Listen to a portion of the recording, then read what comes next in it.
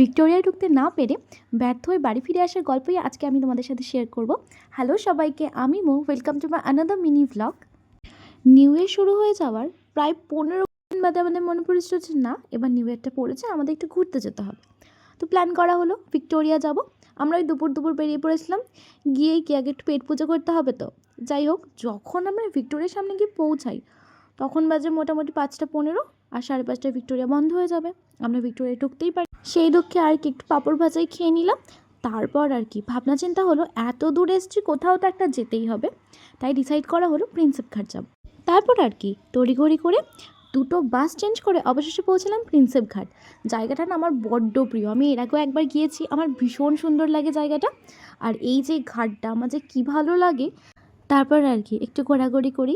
নতুন বছর পড়ার 15 দিন পর নতুন বছর উদযাপন করতে বেরিয়েছি বলে কথা, খাওয়া দাওয়া তো করতেই হবে বলো।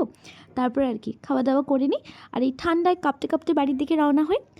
অবশ্যই জানিয়ে তোমাদের এই ভিডিওটা কেমন লাগলো, আর ভালো লাগলে অবশ্যই একটা লাইক করতে হবে, আর এইরকম ভিডিও দেখার জন্য আমার চ্যানেলটা সাবস্ক্রাইব করতে হবে। বাই।